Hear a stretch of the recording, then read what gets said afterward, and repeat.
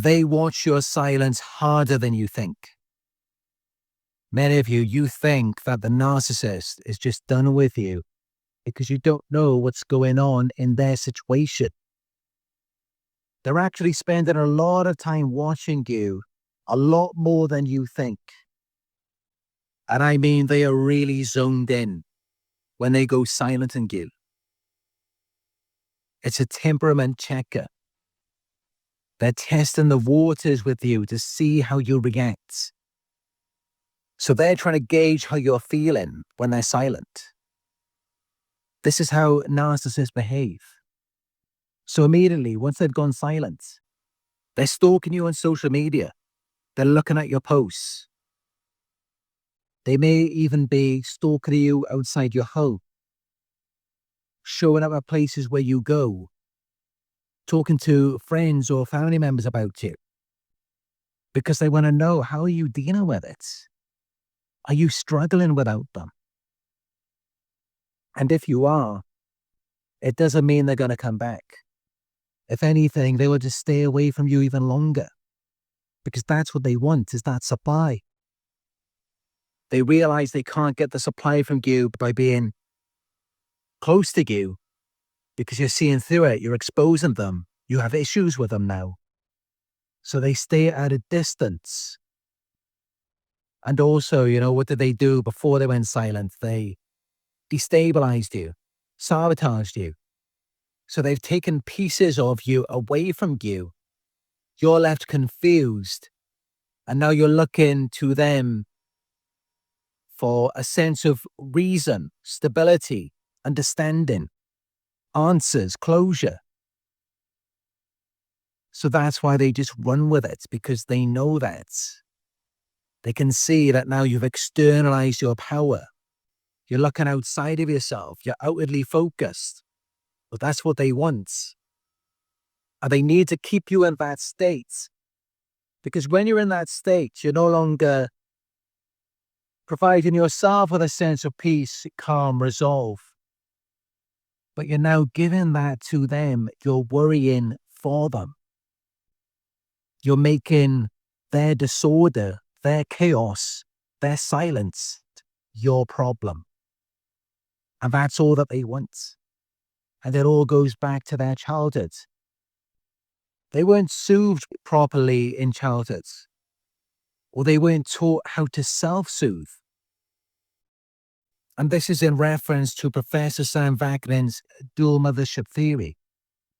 Their mother did not hold them in their arms, look into their eyes, make eye contact, and soothe them. Or they were overindulged, they were spoiled. They were not given any space, they were suffocated. So they never had room to learn how to self-soothe. Typically, it's a mixture of both.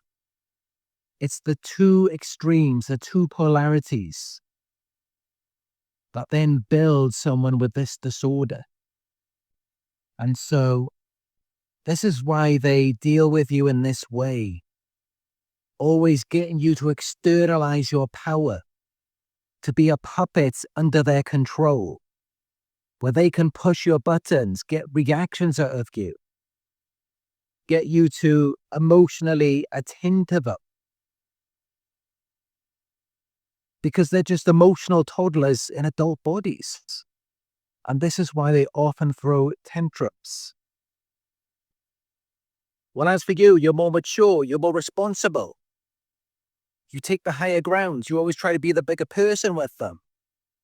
Naturally, that puts you at a disadvantage, because you're left to deal with everything. You're left to deal with the consequences of their actions. You're left to take accountability for it all. And that's how it affects you. Because quite literally, you're taking care of a child, a big baby. And what makes it even worse is that they're pretending to be an adult. They are the child who wants to be the parents. So they want to have all of the power and control, but no responsibility. And that's what makes them so dangerous. But yeah, they watch your silence harder than you think. They are very closely attuned to you to see if it's working, to see if the manipulation, the grooming, the silent treatment, to see if it's pulling you in the direction where they want you to go.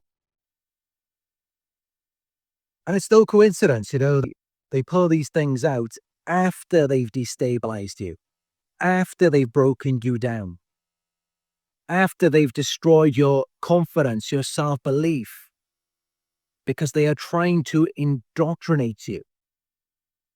They are trying to get you to adopt radically different beliefs about yourself, other people, and the world around you. And yes, this is highly effective. This is why there's billions of views on these videos on YouTube, because people have lost that belief in themselves. They've lost the ability to discern and understand a person's motives. They've lost the confidence in themselves. Because essentially, you've been brainwashed.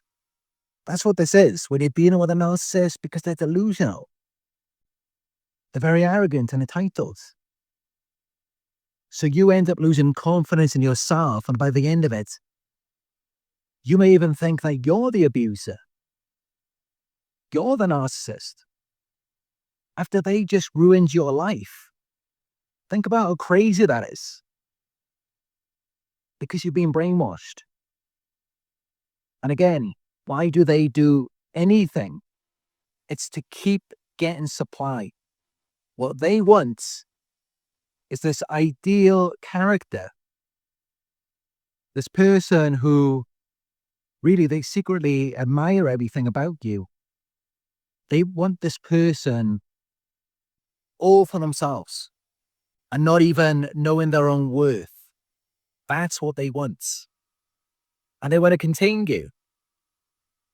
Essentially, they pick the best that they can find to be their supply. Then they get you into a position where you don't even know who you are anymore. You don't even know your own worth. Got you with this person to begin with. Of why they even chose you. And that's exactly how they want it.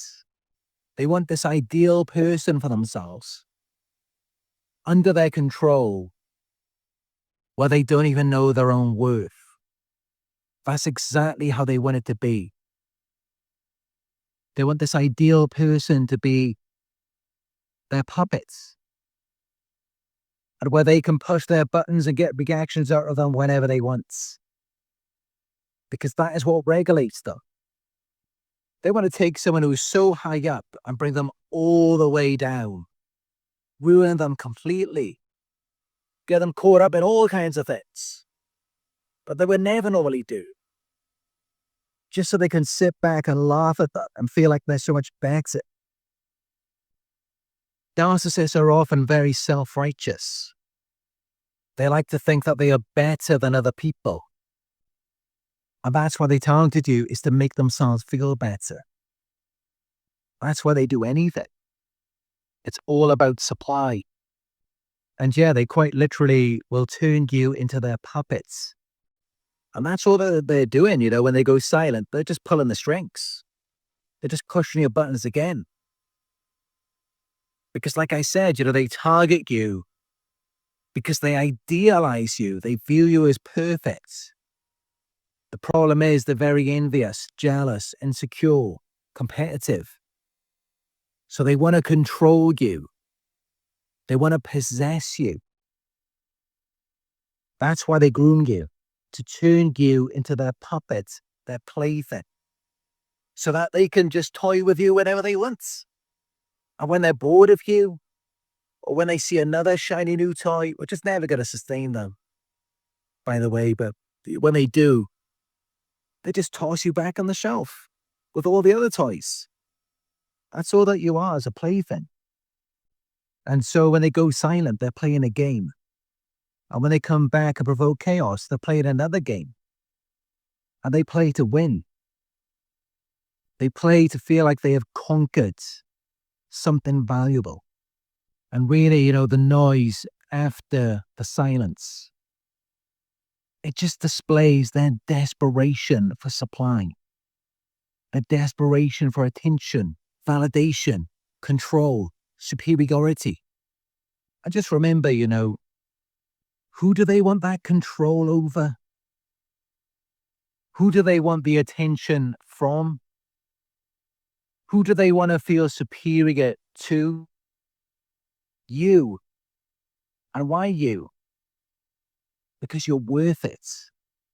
You're something that they want to feel superior to. You're something they want to be in control of. Because they see it as a competition.